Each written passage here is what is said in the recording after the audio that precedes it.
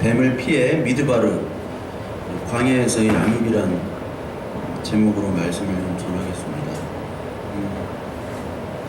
우리가 이스라엘, 인도 아니지만 우리 이스라엘이 성경의 역사를 공부하는 이유는, 또 알아야 되는 이유는 바로 하나님께서 이스라엘과 그 주변 세계를 설명하시면서 그 가운데 하나님께서 인도해 주신 그 하나님의 이끄심을 오늘 교회와 세상에서 다시 우리에게 교훈을 또 주시고, 그것을 통해서 어떻게 우리가 믿음을 가지며 또 살아가야 될 것인가를 가르치기 위해서입니다. 그래서 오늘 우리가 계속 알아보고 있는 가운데 레위기, 그리고 우리가 레위기가 거의 이제 끝나가는데요. 오늘은 그 광야 미드바르에 대한 얘기를 좀 할 겁니다. 레위기 다음에는 민수기인데요. 이 민수기가 원래 히브리 원어로는 미드바르라는 뜻입니다. 그래서 성경은요, 그 앞에 맨 첫째 문장을 가지고 그 단어를 가지고 그 제목을 정했어요. 근데 민수기라는 거는 백성의 수를 센다는 건데, 사실 광야란 뜻과는 좀 다르죠, 지금 민수기는. 근데 원래 제목은 광야란 뜻입니다. 광야에서 미드바르라고 해가지고 광야에서 있었던 일들을 민수기를 다루고 있어요. 그래서 우리 사도행전을 한번 보시면 사도행전에 7장 35절부터 이런 말씀이 있습니다. 이 사람이 모세죠. 백성을 인도하여 나오게 하고 애굽과 홍해와 광야에서 40년간 기사와 표적을 행하였느니라. 이스라엘 자손에 대하여 하나님이 너 형제 가운데서 나와 같은 선지자를 세우리라 하던 자가 곧 이 모세라. 시내산에서 말하던 그 천사와 우리 조상들과 함께 광야 교회에 있었고, 또 살아있는 말씀을 받아 우리에게 주던 자가 이 사람이라. 우리 조상들이 모세에게 복종하지 아니하고자 하여 거절하며 그 마음이 도리어 애굽으로 향하여. 이게 바로 그 스데반이 한 설교인데요. 광야의 시절을 요약하고 있는 말씀입니다. 그래서 광야 시절에 어떤 걸 했냐면, 맨 마지막에 우리 조상들이 모세에게 복종하지 아니하였다. 그리고 그 마음이 도리어 애굽으로 향했다라고 나옵니다. 이 예수 그리스도께서 하나님께서 그 이스라엘 백성들을 애굽에서 나오게 하셨죠. 나오게 한 다음에 출애굽기 19장의 5절에 6절 보면은 이 언약을 지키고 내 명령을 다 지키면 너희를 거룩한 백성 제사장 나라로 삼겠다라고 말씀을 하세요. 그러니까 제사장 나라라는 것이 뭐냐면, 제사는 죄를 전제로 하는 겁니다. 그러니까 죄를 용서하기 위해서 제사가 생기는 거예요. 그런데 다른 종교에도 제사가 다 있기 마련입니다. 근데 다른 종교의 제사는 뭐냐면, 그 제사를 드림으로 말미암아 나의 욕망에 투영된 그 우상이 나가 원하는 것들을 주기 위한 제사예요. 그런데 우리 성경에서 말하는 이 하나님의 제사는 너희는 죄인이기 때문에, 그러나 그 죄가 씻겨질 수 없는 죄다. 죄로 말미암아 하나님과 인간과의 관계가 회복이 안 되니까 그것을 모형으로 그 동물을 죽임으로 말미암아 그 제사를 통해서 회복을 시켜 주신다는 거거든요. 그것이 예수 그리스도의 상징이고요, 우리가 다 알듯이. 그러니까 이게 다른 것과 구분되는 거룩한 제사라는 겁니다. 그 제사를 통해서, 그리스도의 제사를 통해서 너희가 거룩한 나라로 삼아 주겠다는 말이 바로 거룩한 나라. 그러니까 출애굽 후에 너희들이 제사장 나라로 거룩한 백성이라는 것을 깨닫기 위한 그 모든 그 전에 기적과 기적은 다 다리죠. 그 과정이죠. 거기서만 머무르면 안 된다는 겁니다. 그 후에 이제 십계명, 사회법, 성막, 절기, 제사장, 안식일, 안식년 계속 나오죠. 그게 어디까지 나오냐면 민수기 10장 11절까지의 내용이에요. 그래서 출애굽기 19장에 신의 광야에 도착을 합니다. 신의 광야. 여기 한번 그림을 보시면요, 출애굽기 잘 안 보이실 텐데요, 여기서 이제 출애굽을 해가지고 이쪽으로 나와서 신의 광야에 도착을 합니다. 신의 광야. 그리고 여기 신의 산이죠. 여기 신의 광야에 도착하는 것이 출애굽기 19장까지고, 그리고 여기서 신의 광야에 머무르는 기간이 성경에서는 민수기 10장까지가 바로 요 신의 광야의 삶이에요. 신의 광야에서의 삶. 그리고 이 신의 광야에서 출발을 하게 되죠. 출발하는 장면이 민수기 11장부터 나옵니다. 그래서 여기를 보시면 여기까지 정탐꾼 사건이 있죠. 민수기 13장에. 그게 실패된 후 여기서 이제 38년간 돌다가 이쪽 방향으로 갑니다. 모압 평야. 그래서 여러분이 그 신명기는 민수기 안에 들어가 있는 거 아시죠? 민수기 안에 들어가 있는 내용입니다. 그래서 이 상황을 볼 때 여기 모압까지 도달하는 데가 민수기의 끝이다, 즉 신명기의 끝이다 라고 보시면 돼요. 지도를 보시면서. 그 다음에 여기로 들어가는 거는 뭐가 시작됩니까? 여리고로 들어가는 거는 여호수아가 시작되는 것이죠. 그래서 이렇게 보시면 크게 신의 광야, 신의 산과 또 그리고 요 바란 광야와 여기 가데스 바네아 지역, 여기서 이제 계속 광야 생활을 하는 거고, 그 다음에 모압 평지, 이 세 군데로 크게 나눠져요. 그래서 여러분들이 좀 보시면 출애굽기 3개월 후에 시나이 광야에 도착합니다. 그게 어디냐면 출애굽기 19장 1절에 나옵니다. 이스라엘 자손이 애굽 땅을 떠난 지 3개월이 되던 날 그들이 시내 광야에 이르니라. 아까 여기서부터 떠나가지고 여기 시내 광야에 이르기까지 몇 개월이 걸렸다고요? 3개월이 걸렸다는 겁니다. 그리고 출애굽한 1년 후에 성막이 완성이 돼요. 증거막이. 출애굽기 40장 17절에 보면 둘째 해. 자, 첫째 해가 언제입니까? 6월절을 지키고 나오죠. 이스라엘 백성들이 6월절을 지킨 날부터가 이제 다시 하나님의 원년이에요. 달력이 바뀌는 거예요. 유대인 달력이. 여러분, 이슬람 사람들도 마찬가지입니다. 이슬람 사람들의 원년은 622년도부터 1년을 쳐요. 622년부터. 그게 헤지라 원년이라고, 메카에서 메디나로 이 마호멧이 도망간 그 해를 1년으로 잡는 거거든요. 똑같아요. 6월절을 그대로 흉내내는 게 바로 이슬람입니다. 그래서 둘째 해 첫째 달 딱 1년 후에 초하루에 성막을 세우니라.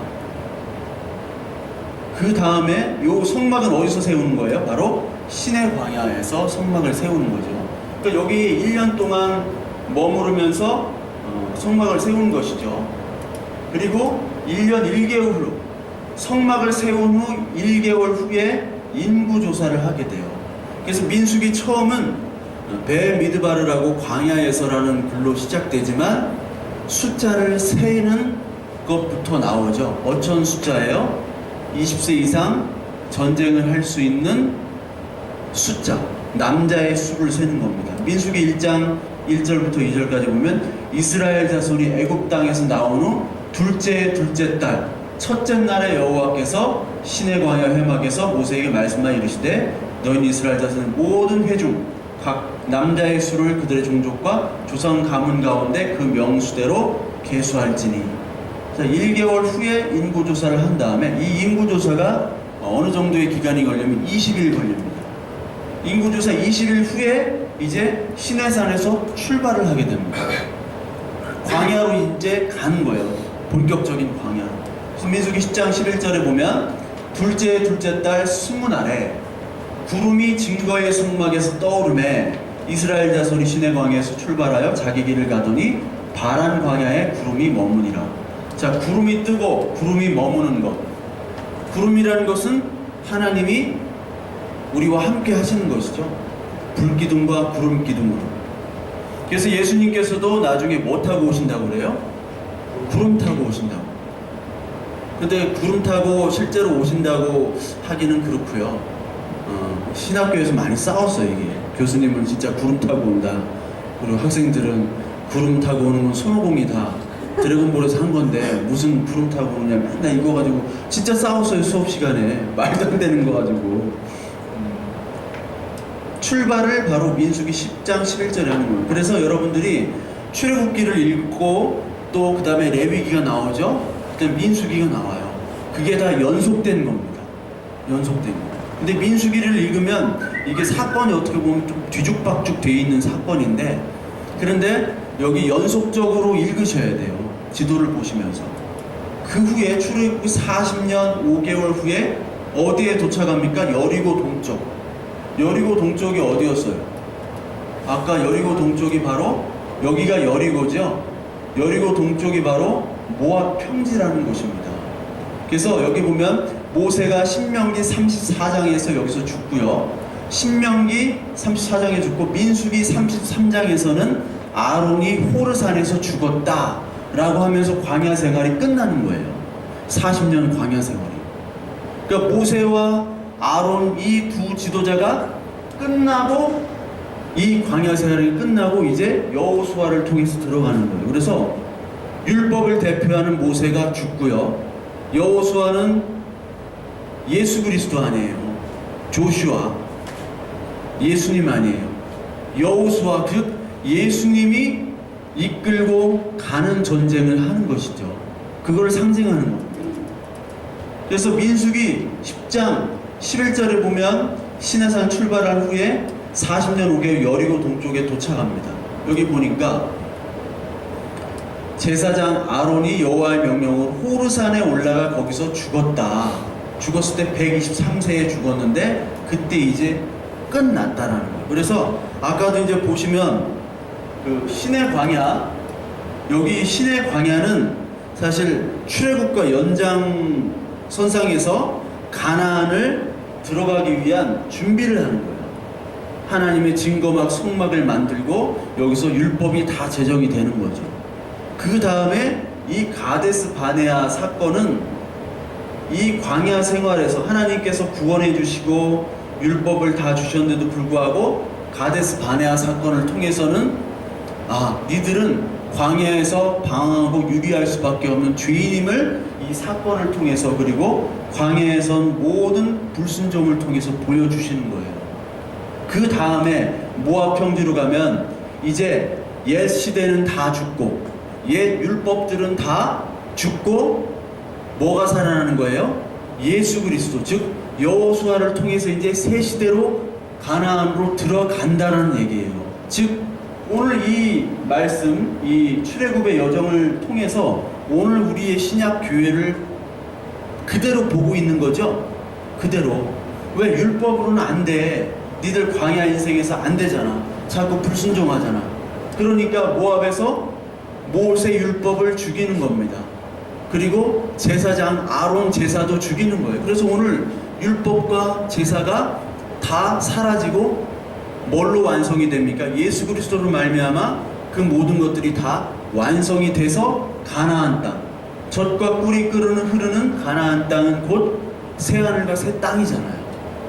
그것으로 들어간다는 것을 구약에서 이미 다 말씀을 해주고 계시는 거예요.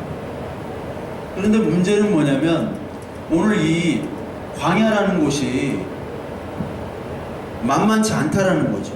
만만치 않다. 그래서 여러분들 그 민수기 33장을 보면요, 민수기 33장 1절부터 무슨 내용이 있냐면은 계속 진친 곳이 나옵니다. 40년 광야 기간 동안 어디로 이동하고 어디로 이사 갔느냐가 민수기 33장에 계속해서 나와요. 그래서 여기 34장 보면 어디에 진치고 수를 세보니까 몇 군데나 진쳤냐면 40군데를 옮겨 다녔습니다. 그러니까 40년 동안 40군데를 옮겨 다녔어요.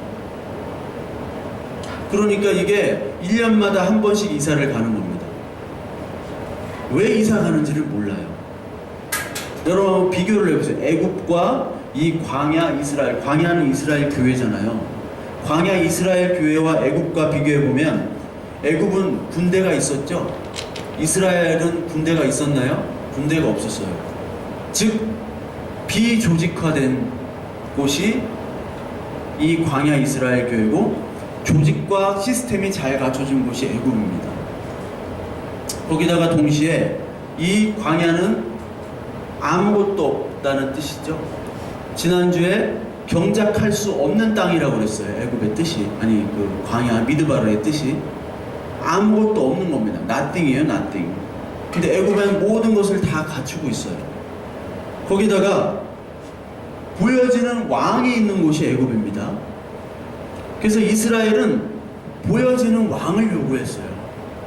보여지는 목표가 있습니다. 자, 오늘부터 시작해서 어느 때까지 저 건물을 완성을 해, 피라밋을 완성해, 뭐를 정벌해, 이런 목표와 정확한 시스템 명령 전달이 있었어요. 근데 애굽은, 아니 그 이스라엘 광야 교회는 그런 명령이 없어요. 왕이 없어요. 왕이 하나님인데 하나님이 안 보여요.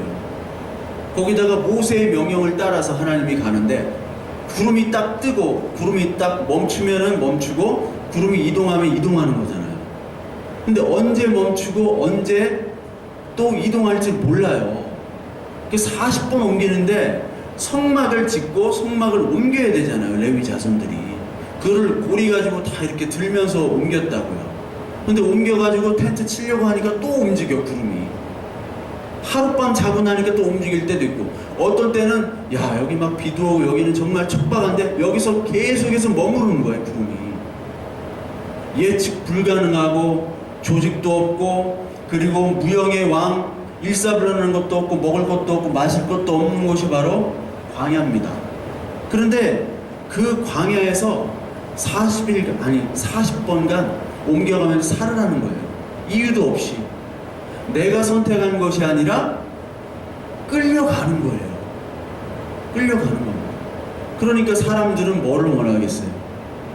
애굽을 원할 수밖에 없죠. 사람들이 어떤 조직을 원합니까? 일사불란한 조직을 결국은 원해요. 일사불란하고 체계가 있고 목표가 있는. 그래서 저희 여기도 프랭카드를 좀 쓰려고 해요.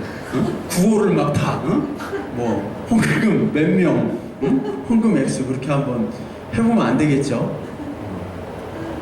언제 무슨 상황이 있을지를 모르는 상태에서 이유도 모른 채 끌려다니는 거는 인간이 가장 고통스러운 거예요. 끌려다니는 인생. 내가 직접 해가지고 내가 선택해서 고생하는 건 괜찮은데 이유도 모르게 끌려다녀요. 그리고 이게 언제 끝날지도 몰라요. 제가 예전에 그 강릉에 무장공비가 나왔을 때, 그때 말년이었는데 90년 9월 18일 날 그때 뭐 비상이 나고 뭐 막 헬리콥터가 우리 부대 착륙해가지고 이렇게 방탄조끼 지급되고 막 탄이랑 수류탄 해가지고 갔어요. 갔는데 가서 보니까 그 무장 간첩은 없고 그냥 잠수한 승무원밖에 없다. 비무장이니까 금방 끝난다. 오늘 내로 부대로 복귀한다고 이렇게 얘기를 하더라고요. 아, 그런 줄 알았어. 그래서 담배도 안 가져갔어. 담배도 몇 가피 이렇게 가져가고, 전 식량 전투 식량 하나 가져가고, 아무것도 물도 많이 안 가져갔어요. 그런데 상황을 가보니까 이게 전쟁터더라고. 전쟁터. 막 헬기에서 총을 쏴대고 막 삐라를 뿌리고, 한 명을 생포해가지고 이 쪽지를 들고 나오면 살려주겠다. 그리고 막 수류탄 까고 막 전쟁통이에요. 갑자기 전혀 상황이 바뀌어요. 그러니까 이 아수라장이더라고요. 거기에 물도 없죠. 먹을 것도 없어요. 근데 오늘이면 갈 줄 알았더니 이게 내일도 못 가, 내일 모레도 못 가, 잠도 못 자요, 물도 없어요, 먹을 것도 없어요, 담배도 못 펴. 담배도 식량 봉지에다가 이렇게 나뭇잎을 빻아가지고 이렇게 폈어요. 미쳤지. 네? 그러다가 또 헬기가 어디로 가래. 가면 분명히 있대. 거기도 없어요. 계속 끌려다니는 거예요. 계속. 이게 뭔지 도대체.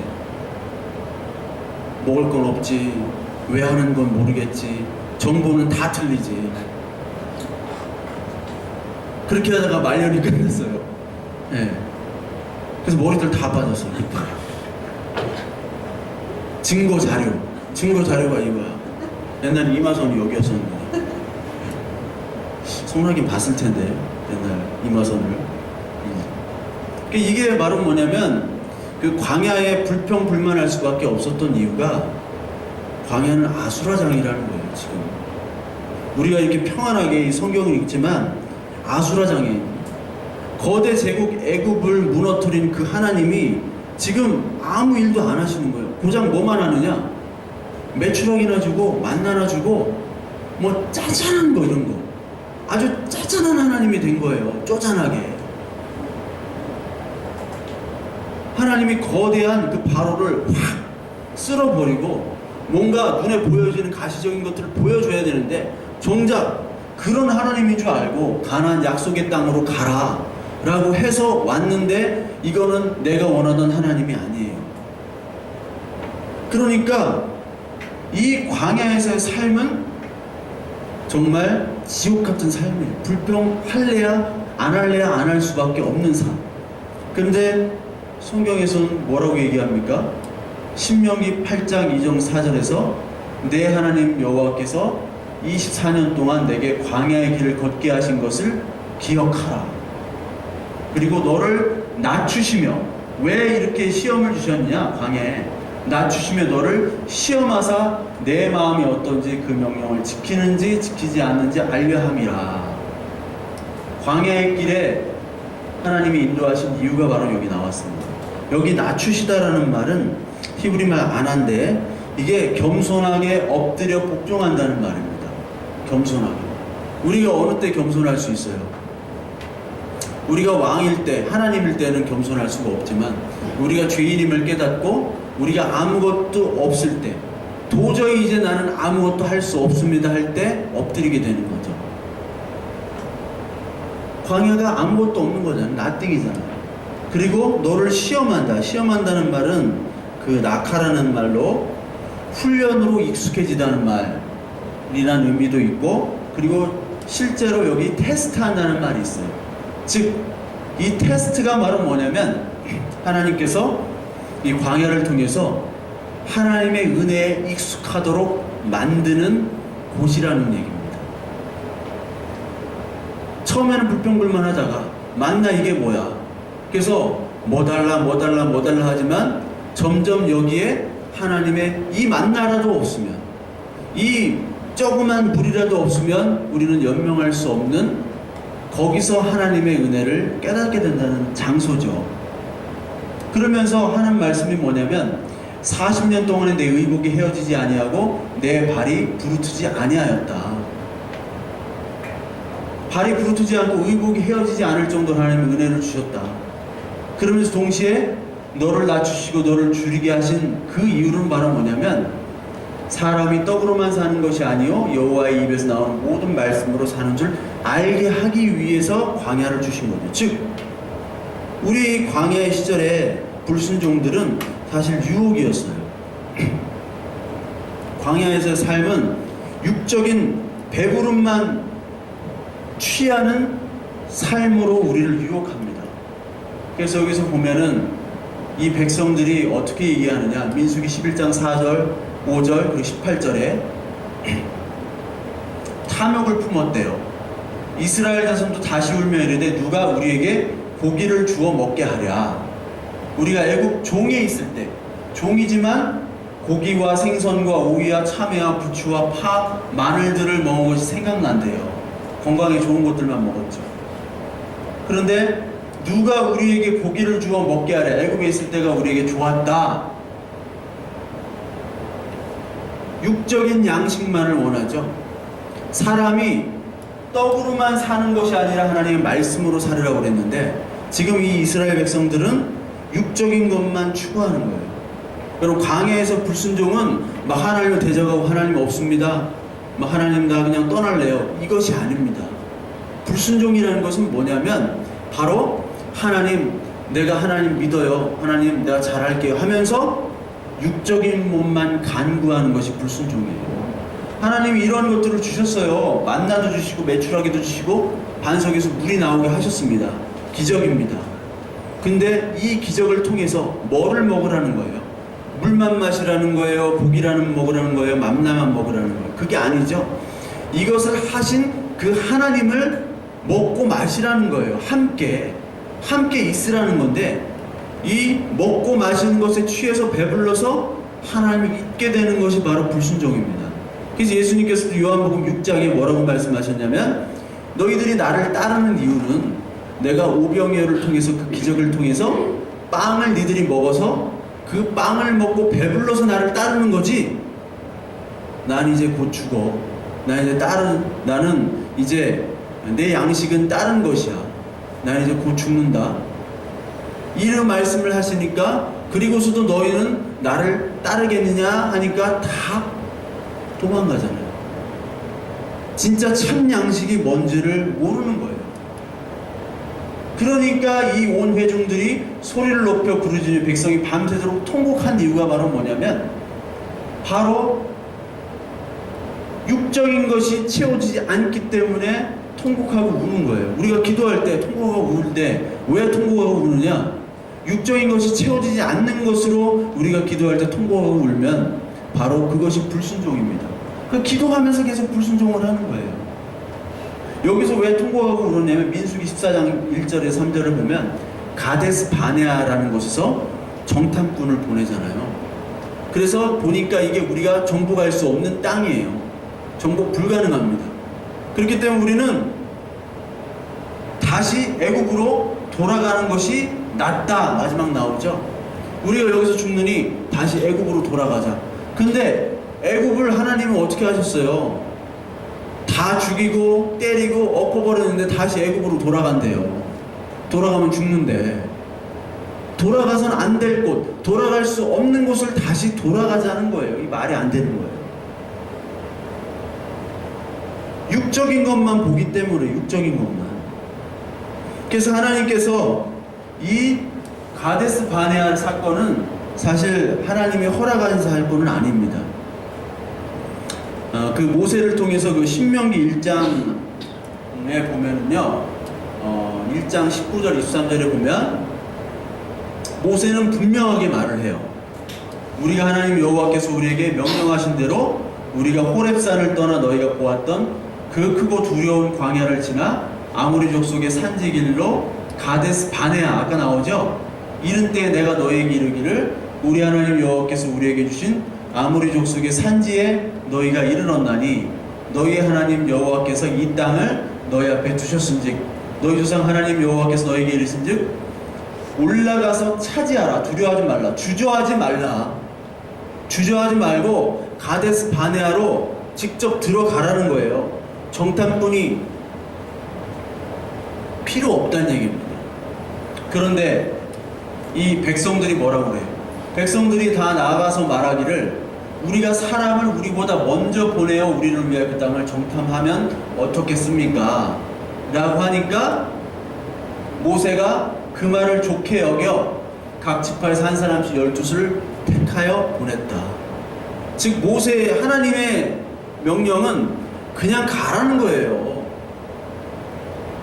가데스 바네아에서 그냥 가라는 건데, 거기서 가데스 바네아에서 그 가나안 땅으로 직접 들어가라는 건데, 정탐꾼을 보낸다는 건 뭐냐면 내가 봐서 내 판단으로 이것이 가능하면 하고 불가능하면 하나님 못하겠습니다. 안 할게요. 이겁니다. 뭐를 봐가지고? 눈을 봐가지고 이것이 나한테 괜찮은 것이다. 육신의 자랑, 이생의 자랑, 그 육신의 욕망적인 눈으로 봤을 때 아 이거는 가능합니다라고 하면 내가 하고 아니면 안 하겠다라는 것이 바로 불순종이에요. 그러나 그것도 하나님께서 허락을 하셨죠. 사무엘 보면 왕을 허락하셨어요? 안 하셨어요, 하나님께서. 근데 자꾸 왕 달라고 하니까 그래 좋다라고 허락을 하세요. 거기까지도 허락을 하시는 분이에요. 가데스 바네아 정탐꾼 좋다. 그래 거기서 한번 정탐해보고 들어가란데 해보고 안 들어갑니다 라고 하니까 뺑뺑이 돌리신 거예요. 뭐 안 될 줄 알았지만 하나님께서 계속해서 이 기회를 주시는 거예요. 육신의 소욕을 가지고 계속 판단하는데도 하나님은 기회를 주세요. 아브라함과 롯이 갈라지게 됩니다. 그렇죠? 창세기 12장에 아브라함과 롯이 헤어질 때 뭐가 나옵니까? 그 12장에 보면 온 땅이 물이 넉넉하고 여호와 동산 같고 애굽 땅 같더라. 애굽 이 세상 땅처럼 그거를 하나님 여호와의 동산에 비유를 했어요. 그것처럼 이 소돔과 고모라의 땅이 그만큼 좋았다는 얘기예요. 보기에 롯은. 그래서 롯은 그쪽을 택했죠. 근데 택했는데 어떻게 됩니까? 멸망하잖아요. 아브라함이 혼자 남았어요. 혼자 좋은 땅 다 조카가 가져가고 혼자 남았는데 하나님께서 동서남북 땅을 다 보게 한 다음에 이 땅을 영원히 너한테 주겠다. 두루 다녀봐라. 다 준다. 자손을 땅 끝 땅의 티끌처럼 주겠다 라고 얘기를 하시는 거예요. 근데 실제로 아브라함에게 그 땅들을 다 주시지 않았거든. 자손도 주질 않으셨어요. 겨우 하나, 이삭, 겨우 늙을 때 이삭 하나 주셨다고. 그러나 하나님께서 말씀하신 것은 육적인 것이 아니라 보이지 않는 그 예수 그리스도를 통해서 보시는 믿음의 자손들을 주시겠다라는 거거든요. 그러니까 우리가 보이는 것에만 치중하면 롯처럼 망하게 됩니다. 그럼에도 불구하고 하나님께서는 그 롯을 구원을 해주셨잖아요. 그럼에도 불구하고 이 가데스 바네아 이 사람들이 원래 정탐꾼을 안 해야 되는 게 하나님의 뜻이에요. 근데 그 정탐꾼의 의견을 받았음에도 불구하고 하나님께서 그걸 그대로 놔두시고 하나님이 인도하시는 그 사랑을 여기서 봐야 되는 거예요. 그래서 우리는 이 광야에서 아무것도 없는 이 광야 나띵에서 뭐로 보냐? 믿음의 눈으로 하나님의 인도하심을 볼 수 있는 눈을 우리가 이 광야에서 계속해서 키워나가는 겁니다. 그래서 예수 그리스도께서 안 보고도 믿는 자, 보지 않고 믿는 자가 바로 복되다고 하셨잖아요. 그러니까 여러분들에게 하나님 나 정말 이런 기적을 주세요. 이렇게 간구를 하세요. 믿음으로. 내가 믿음이 없으니까 기드온처럼 이런 기적들, 이적들을 2번 행하셔야지 내가 하나님을 믿습니다. 라면 그런 기도를 하십시오. 그러나 그런 기도가 없다 하더라도 여러분들이 떡으로만 사는 것이 아니라 말씀으로 그 떡을 받았음에도 불구하고 떡에 머무르는 것이 아니라 말씀으로 믿어지는 사람은 더 복된 사람이라는 거예요. 더 복된 사람. 결국은 말씀으로 가야 되는 거기 때문에. 그래서 이 광야에서 이 말씀으로 가기 위해서 엄청난 하나님의 훈련을 받게 되어 있습니다. 왜냐하면 우리가 이 하나님 나라 자녀인데도 하나님의 나라 자녀인데도 불구하고 이 광야에서 인생이 힘들잖아요. 녹록지 않잖아요. 그 이유는 뭐냐면 바로 우리가 바로 하나님의 자녀이기 때문에 그래요. 자녀가 아니면 하나님께서는 이 광야를 그냥 평탄하게 훈련 없이 걷게 하세요.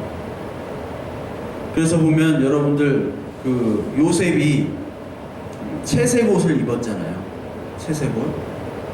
채색옷이라는 것은 내가 나의 모든 기업들을 너한테 주겠다라는 거거든요. 즉 왕이라는 겁니다. 그 채색옷을 입혔어요. 그리고 꿈까지 꿨죠. 모든 그 형제가 다니 내 곡식단에 절하는 꿈을 꿨습니다. 그러면 그것이 바로 왕으로 선포가 된 거예요. 어느 나라의 왕? 하나님 나라의 왕, 이 세상 나라의 왕이라는 거예요. 그런데 그 꿈을 꾼 다음에 이제 그 꿈이 실현이 돼야 되는데 뭐가 옵니까? 13년 동안에 노예 생활로 팔려가잖아요. 그리고 감옥으로 팔려가잖아요. 그 광야 기간이 요셉에게 주어진 거죠.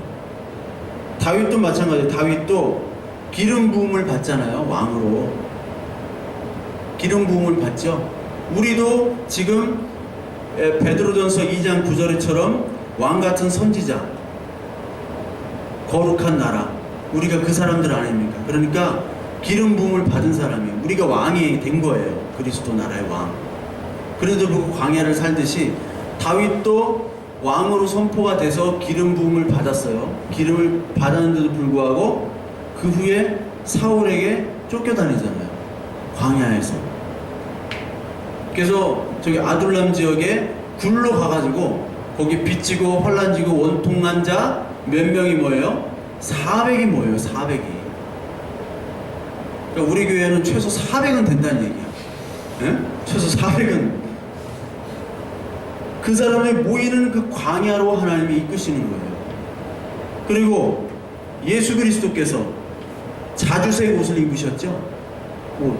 여기 또 옷이 나와요. 근데 그 자주색 옷이 찢겨지고 발가 벗게 되죠. 그러면서 언약의 기둥인 십자가에 죽으시는 거죠. 그것이 광야의 삶입니다. 그 광야의 삶을 그대로 보여주고 있어요. 우리는 이 광야의 삶이 결국은 우리는 실패하지만 누가 성공해요? 그리스도께서는 성공으로 우리를 이끄신다. 그게 바로 뭐냐면 예수님께서도 광야로 가셔가지고 시험을 받으시잖아요. 누가 이끌어요? 예수님을. 성령이 광야로 보내는 거예요. 거기서 먹고 마시고 그리고 명예 이런 것들의 유혹을 받죠. 그런데도 그것들을 뭘로 이겨내세요? 사람은 떡으로만 사는 것이 아니라 하나님의 말씀으로 이겨내시잖아요. 우리는 실패했지만 첫째 아담은 실패했지만 마지막 아담, 그 다음 아담인 예수 그리스도께서는 성공을 하셔서 그분이 우리를 이끌고 가는 모습을 우리에게 나타나는 겁니다. 그래서 광야는 하나님의 백성, 하나님 나라 소유된 자녀들의 증거예요. 그것이 광야가. 내가 막 죄를 져가지고 광야 인생 이것이 광야다 힘들다 그것이 아니라 내가 믿음으로 살고자 할 때는 분명히 광야 인생이 오는 것입니다. 그것이 증거예요. 그래서 예수님께서 하나님께서 계시록에서 뭐라고 말씀하셨냐면요. 계시록인데 이게 용이 자기가 땅으로 내쫓은 것을 보고 남자를 낳은 여자를 박해하는지라. 계시록 12장에 보면 그 여자가 큰 독수리 2날개를 받아 광야 자기 곳으로 날아가 거기서 그 뱀의 낯을 피하여 한 때와 두 때와 반 때를 양육받으매. 용이라는 것은 뱀이라고 불리는 거죠. 용은 이제 하나님의 쓰임을 받다가 버림받는 그런 존재입니다. 사탄은 하나님 나라의 엑스트라예요.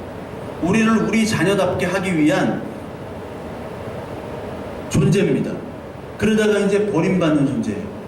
그렇기 때문에 이 용이 뭐를 박해하느냐? 이 교회, 여자인 교회를 박해하는데 그 여자가 큰 독수리의 2날개, 하나님을 뜻하는 겁니다. 하나님이 광야로 이 여자를, 이 교회를 독수리의 날개를 통해서 광야를 보내서 한 때와 두 때와 반 때를 양육을 받는다고 그래요.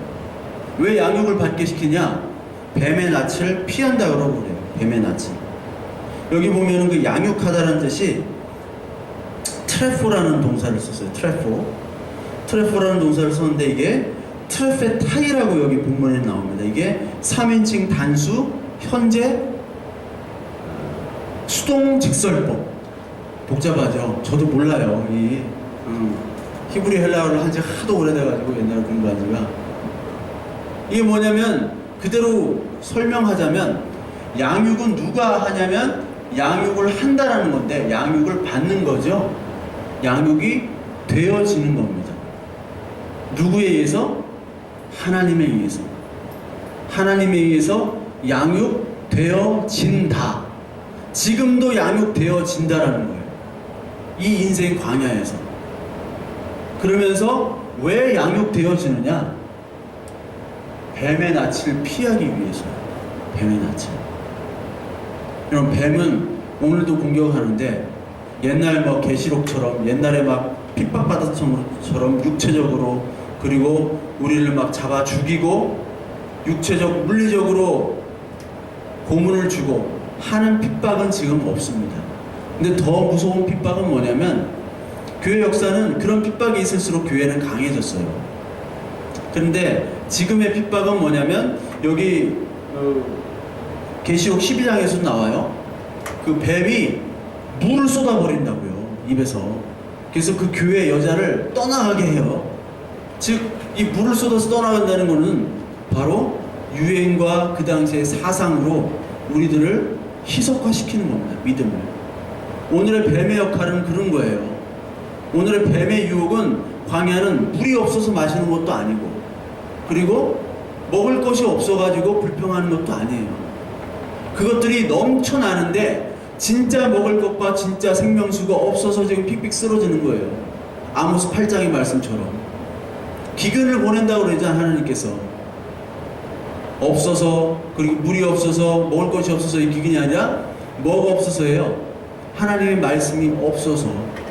지금 말씀의 홍수시대 아닙니까? 얼마나 주옥과 같은 설교들, 재미있는 설교들, 울었다, 웃겼다가 막 울고 웃으면 일단 은혜를 받은 거야. 애들은요, 재밌으면 은혜 받았다는, 은혜 받았다, 애들이 재밌다고 하면 그게 은혜를 받은 거예요. 그런데 그 모든 많은 말씀 가운데 정말 생명의 양식의 말씀이 있는가? 오늘도 이 광야에서, 광야는 아무것도 없기 때문에 뭐가 없어요? 오늘로 말하는 뱀이 없는 거예요. 이 도시는요, 도시와 문명하는 이 뱀이 넘쳐나는 겁니다. 그래서 우리가 뱀을 피해서 아무것도 없는 곳으로 하나님께서 인도해 주시는 것에 감사를 해야 돼요. 정말 나는 이 도시 문명화된 아주 복잡하고 그런 고층 빌딩이 있는 그런 삶을 사람들이 원하지만, 그런 삶을 내가 살고 싶어 함에도 불구하고 하나님이 나를 이유 없이 다른 방향으로 가게 하실 때는 바로 뱀을 피하라는 얘기입니다. 그래서 어느 동안 양육을 하냐? 한때, 두때, 반때. 이게 한때라는 것, 두때, 이게 원어로 보면 카이로스입니다. 카이로스, 카이론, 카이로, 뭐 그런 표현을 썼는데, 이게 때라는 게 이게 1260일, 계시록에서 1260일, 또 42달, 뭐 그런 식으로 나와요. 한때, 두때, 반때. 계시록 11장에 나오고 12장에 나오는데, 이 때는 바로 뭐냐면 그것이 어떤 물리적인 딱 어떤 때가 아니라 예수 그리스도께서 우리 마음에 그 광야에서 오실 그때예요. 그래서 40년의 광야가 다 끝났죠. 그게 딱 40년의 기간도 있지만, 그걸 우리 신약으로 받아들일 땐 뭐 몇 년, 몇 월, 며칠이 아니라 이제 모든 이제 죄에서 다 씻겨지고 이제 예수 그리스도께서 가나안 땅으로 인도하시는 그 역할을 할 때까지 라고 보시면 되죠. 그러니까 물리적인 시간이 아니라 여러분들의 마음속에 이제 내가 광야에서 우리 양식이 바로 생명의 그리스도다. 이 그리스도를 통해서 먹고 마시는 것임을 우리가 깨닫는 데까지 양육을 시키시는 겁니다. 그래서 이 땅의 양육은 그때까지 우리가 살아가는 거예요. 그게 다 완성이 되면 하나님이 언제 부르실지 모릅니다. 가면 되는 거예요. 가면. 그러니까 광야는 아무것도 없기 때문에 어떻게 보면 가장 담대하고 하나님이 모든 것 되시는 하나님. 요셉은 처음에 something이었잖아. 뭔가 가지고 있었던 사람이에요. something, someone. someone이란 표현이 대단한 사람, 너 참 대단하다라는 게 someone이란 표현을 쓰거든요. 미국에서 영어로. 근데 이제 nothing이 됐어요. something에서. 노예 생활을 하면서. 그 노예 생활을 통해서 이제 뭐가 됐습니까? 하나님만이 everything이 되는 거예요. 그거를 광야에서 오늘 보여주고 계시는 겁니다. 그래서 우리의 어떤 이 광야는 고진감리의 식의 광야가 아니에요. 아프니까 청춘이다. 뭐 그거 있잖아요. 아프니까 청춘이다. 아프니까 청춘이야. 이거 위로가 됩니까? 너나 아파라. 그러죠. 너나 아파라. 난 아프기 싫다. 고진감리. 여기서 고생하면 나중에 잘 된다. 이런 식의 위로가 아니에요. 광야는. 광야는 분명한 목적이 있습니다. 우리 육적인 목적이 아니라 예수 그리스도가 우리 안에 사는 때까지의 목적이에요. 그래서 그 광야 시절을 보내는 것, 그것이 바로 하나님의 자녀의 표상이에요. 그래서 여기를 보면요, 이거 좀 깁니다. 히브리서에 정확하게 나와요. 여러분, 히브리서는 히브리인들에 대한 편지입니다. 히브리인들이 어떤 상황에 겪고 있느냐? 광야, 즉 물리적인 핍박과 고난과 아픔, 직업을 잃고요, 그리고 가족과의 관계가 끊어졌어요. 믿음 때문에. 그러한 히브리인들, 유대인의 핍박과 많은 핍박을 받는 히브리인들, 예수 그리스도를 믿는 히브리인들을 향해서 오늘 용기를 가지라는, 그게 바로 히브리서예요. 그래서 히브리서 11장에 보면 여자들은 자기의 죽은 자들을 부활로 받아들이기도 하며, 또 어떤 이들은 더 좋은 부활을 얻고자 하여 심한 고문을 받되, 고문을 실제로 받았습니다. 구차히 풀려나기를 원하지 아니하였으며, 또 어떤 이들은 조롱과 채찍질 뿐 아니라 결박과 옥에 갇히는 시련도 받았으며, 돌로 치는 것, 톱으로 켜는 것, 시험과 칼로 죽임을 당하고, 양과 염소의 가죽을 입고 유리하여, 광야죠 광야, 환난과 학대를 받았으니 이런 사람은 세상이 감당하지 못하느니라. 그들이 광야와 산과 동굴과 토굴에 유리하였느니라. 이 사람들은 다 믿음으로 말미암아 증거를 받았으나 약속된 것을 받지 못하였으니 이는 하나님이 우리를 위하여 더 좋은 것을 예비하셨은즉 우리가 아니면 그들로 온전함을 이루게 하려 못하게 하려 하심이라. 요 마지막 말씀은 뭐냐면, 이렇게 믿음의 조상들이에요. 히브리서 11장에 믿음의 조상들이 쭉 나오는데, 이런 사람들이 이렇게 핍박과 믿음을 지키기 위해서 이런 것들을 하지만 결국은 마지막 더 나은 것을 받지 못했다고 그래요. 더 좋은 것. 이게 뭐냐면 바로 예수 그리스도예요. 그러니까 믿음의 실체, 믿음의 대상이 바로 예수 그리스도인데, 그 예수 그리스도를 보지 못하고 이 사람들은 껍데기인 율법과 그것을 보고 간 거죠. 그러니까 우리가 아니면 그들로 온전함을 이루는, 우리가 누구예요? 예수 그리스도를 본 사람 아닙니까? 그러니까 우리는 여러분들 아브라함보다도 더 위대한 사람들입니다. 이삭, 야곱, 다윗, 엘리야보다 더 위대한 사람이 우리예요. 왜요? 우리는 하나님과 예수 그리스도의 역사와 그리고 앞으로의 모든 것들을 다 이 계시가 완성된 시대에, 그리고 그 계시를 믿고 사는 사람들이기 때문에 그래요. 그러니까 이 사람들은 아직까지 그리스도, 구약 사람들이기 때문에 그리스도를 못 봤어요. 성령이 뭔지 몰라요. 구약 시대 때 성령이 임했다가 떠나거든. 근데 우리 성령은 우리가 이 말씀을 믿도록 하게 하는 거 아니에요. 그거보다 더 큰 기적이 어디 있어요? 그거보다 더 큰 기적이 없잖아요. 성령께서 이 말씀을 어떻게 믿어요, 이거를? 그래서 히브리서 12장에 이러므로 우리에게 구름같이 둘러싼 허다한 증인들이 있으니 모든 무거운 것과 얼매이기 쉬운 죄를 벗어버리고 인내로서 우리 앞에 당한 경주를 하며 믿음의 주여 온전케 하시는 이인 예수를 바라보자. 이 광야 시대 예수를 바라보자는 겁니다. 그는 그 앞에 있는 기쁨을 위하여 십자가를 참으사 부끄러움을 개의치 아니하시더니 하나님 보좌 우편에 앉으셨느니라. 너희가 피곤하여 낙심하지 않기 위하여 죄인들이 이같이 자기에게 거역한 일을 참으신 일을 생각하라. 너희가 죄와 싸우되 아직 피 흘리기까지는 대항하지 아니하고 또 아들들에게 권하는 것 같이 너에게 권면하신 말씀이 잊었도다. 일러스되 내 아들아 주의 징계하심을 경히 여기지 말며 그에게 꾸지람을 받을 때 낙심하지 말라. 주께서는 그 사랑하시는 자를 징계하시고 그가 받아들이시는 아들마다 채찍질 하심이라 하였느니라. 이게 광야에서의 트레포입니다. 양육입니다. 이게 이 징계와 채찍이 없으면 여러분들 뱀 따라가는 겁니다.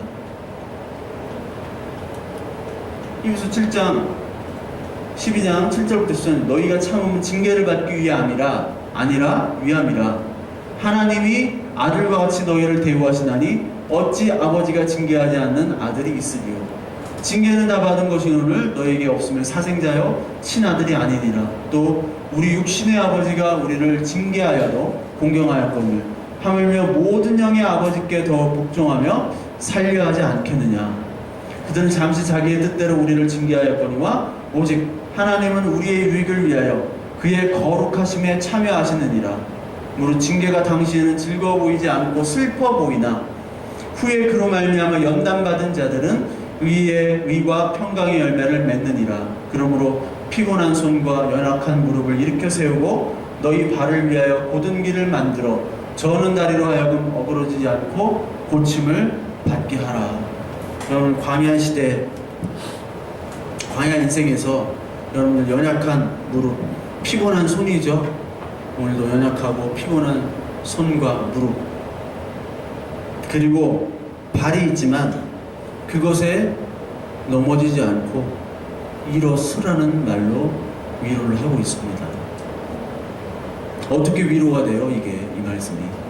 이 말씀이 믿어져야지 위로가 됩니다. 이 말씀이 아파야 청춘이니까 오늘 여기서 열심히 하면 나중에 잘 될 거야. 응? 걱정하지 마. 이런 식으로 위로는 우리에게 절대로 안 돼요.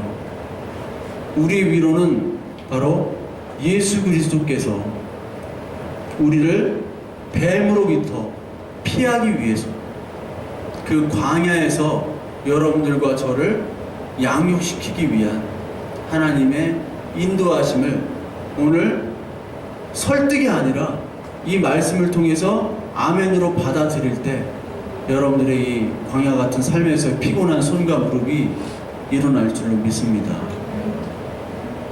이 말씀을 기억하시고요.